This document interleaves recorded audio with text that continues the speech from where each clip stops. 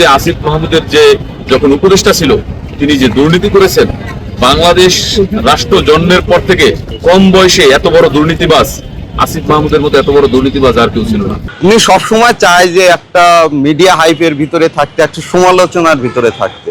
এর মাধ্যমে ওনার যে এই অপকর্মগুলো, দুর্নীতিগুলো, এগুলো উনি চায় যে সবসময় ঢাকা পড়ে থাকুক, অন্য কোনো ইস্যুতে উনি সবসময় সমালোচিত হোক। নির্বাচনের আগে অনেক কথাবার্তা বলেন, অনেক বাক বিতণ্ড করেন, তর্ক করেন, মুখরোচক কথাবার্তা বলেন, কিন্তু যখন নির্বাচন আসে তখন নির্বাচনটাই সরে যায়, কারণ তারা জানে রেজাল্ট যদিও জনগণ যদি ভোট দিতে পারে তারা ফেল করবে। বাংলাদেশের যে কোনো মানুষ এই ঢাকা শহরের বাসিন্দা যে কেউ নির্বাচন করতে পারে, সেই হিসেবে আসিফ মাহমুদ নির্বাচন করলে আমরা তাদেরকে স্বাগত জানাই। কিন্তু আমরা দেখেছি যে আসিফ মাহমুদের যে যখন উপদেষ্টা ছিল তিনি যে দুর্নীতি করেছেন, বাংলাদেশ রাষ্ট্র জন্মের পর থেকে কম বয়সে এত বড় দুর্নীতিবাজ আসিফ মাহমুদের মতো এত বড় দুর্নীতিবাজ আর কেউ ছিল না। এই আপনি যদি 50 বছর, কয়েকদিন আগেই তো আমরা স্বাধীনতার 55 বছর পূর্তি উদযাপন করলাম 26শে মার্চ। এই যদি 55 বছর হিসাব করেন তাহলে বয়স অনুপাতে আসিফ মাহমুদ সজীব ভুঁইয়ার মতো এত বড় দুর্নীতিবাজ বাংলাদেশে কখনো আসে নাই, আর ভবিষ্যতে আসবে কিনা আমার সন্দেহ রয়েছে। সুতরাং তার এই দুর্নীতির বিষয় ভোটাররা নিশ্চয়ই বিবেচনায় নেবেন এবং তারা ভোটের মাধ্যমেই আসিফ মাহমুদ সজীব ভুঁইয়াকে জবাব দেবে। এখানে আমাদের কোনো কিছু বলার নেই। সংস্কার করতে গিয়েছে তারা এটা বলে করে, সংস্কারের লেভেল রেখে নিচে লুটপাট ছিল, নিচে দুর্নীতি ছিল। এটা দেখবেন কিছুক্ষণ আগে দেখলাম আপনাদের গণমাধ্যমে আসিফ মাহমুদ সজীব ভুঁইয়ার যে পিএস, তার দেশ থেকে নিষেধাজ্ঞা জারি করা হয়েছে। আপনারা দেখছেন এক একজন উপদেষ্টার পিএসরা, যেমন আপনি নাহিদ আজকে যখন উপদেষ্টা ছিল তার পিএস এর বিরুদ্ধে কিন্তু এই অভিযোগ উঠছে, নগদ থেকে 150 কোটি টাকা লুটপাট করেছে। আসছিল না অভিযোগ?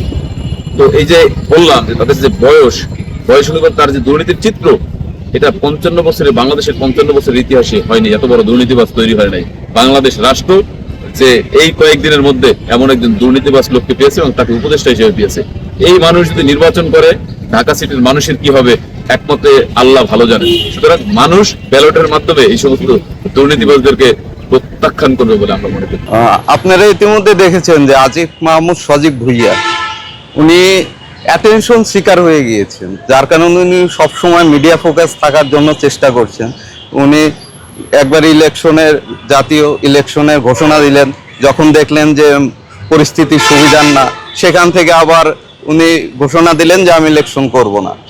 পরবর্তীতে এখন আবার দেখা যাচ্ছে যে উনি মেয়র ইলেকশনে ঘোষণা দিচ্ছে। উনি সবসময় চায় যে একটা মিডিয়া হাইপের ভিতরে থাকতে, একটা সমালোচনার ভিতরে থাকতে। এর মাধ্যমে ওনার যে এই অপকর্মগুলো, দুর্নীতিগুলো, এগুলো উনি চায় যে সবসময় ঢাকা পড়ে থাকুক, অন্য কোনো ইস্যুতে উনি সবসময় সমালোচিত হোক। আমরা দেখেছি উনি কখনো ক্ষমতার সর্বোচ্চ ব্যবহার করেননি, ক্ষমতার সর্বোচ্চ অপব্যবহারটাই করেছেন। ক্ষমতার সর্বোচ্চ অপব্যবহার করার কারণে উনি দেখবেন যে জায়গাগুলোতে হাত দিয়েছে সব জায়গাগুলোতেই উনি দুর্নীতির একটা আঁকড়া বানিয়েছেন, নিজস্ব একটা বলয় বানানোর চেষ্টা করেছে। সেটা যদি আপনি বিসিবির দিকে লক্ষ্য করেন, আবার যদি আপনি সিটি কর্পোরেশনের দিকে লক্ষ্য করেন, দুই জায়গায় কিন্তু উনি একটা হযবরল সৃষ্টি করে রেখেছে। আর উনি দেশের সর্বোচ্চ যে আদালত, সে আদালতের রায়কেও কিন্তু উনি সম্মান জানাননি, উনি শ্রদ্ধা করেননি। উনি সবসময় নিজের ক্ষমতার মাধ্যমে জায়গাগুলোতে কুক্ষিগত করার চেষ্টা করেছিলেন। পরবর্তীকালীন সরকারের সময় যারা দায়িত্বে ছিলেন, নানা বিষয়ে আপনারা অবগত আছেন, আমরাও অবগত আছি।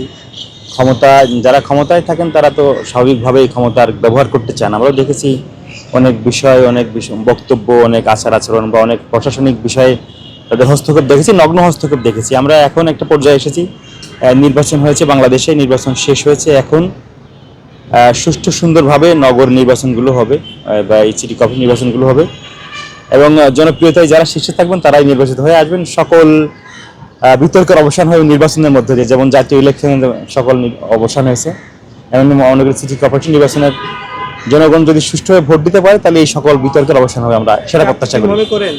এটা জনগণ ভোটের মাধ্যমে তাদেরকে, যেমন জাতীয় ইলেকশনে আপনারা দেখেছেন যে অনেকেই অনেক রকম বক্তব্য দিয়েছে, মন্তব্য করেছে, কিন্তু জনরায় কিন্তু এসেছে বিএনপির পক্ষে। আমরা মনে করি ইশরাক হোসেন বীর মুক্তিযোদ্ধা, আমাদের সাবেক মেয়রের ছেলে, অতএব জনরায় তার পক্ষেই যাবে ইনশাল্লাহ।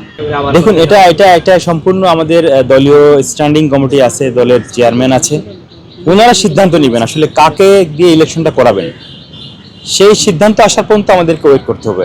আমরা একটা জিনিস লক্ষ্য করেছি এই 5 আগস্টের পরবর্তী সময়ে নির্বাচনের প্রতি কিছু মানুষের অনীহা আছে আর কি। যখনই নির্বাচনের আগে অনেক কথাবার্তা বলেন, অনেক বাক বিতণ্ড করেন, তর্ক করেন, মুখরোচক কথাবার্তা বলেন, কিন্তু যখন নির্বাচন আসে তখন নির্বাচনটাই সরে যায়, কারণ তারা জানে রেজাল্ট যদিও জনগণ যদি ভোট দিতে পারে তারা ফেল করবে। তো এখন সেই সময় আসুক, তারা মাঠে প্রার্থিতা করে সেই সময়ের জন্য আমরা অপেক্ষা করবো। হতে পারে, হতে পারে ভোটের মাঠে যখন আপনি যাবেন, যখন আপনি দেখবেন যে আপনার জনপ্রিয়তা, আপনি যখন দেখবেন তখন আপনি আগে থেকেই সরে যেতে পারেন।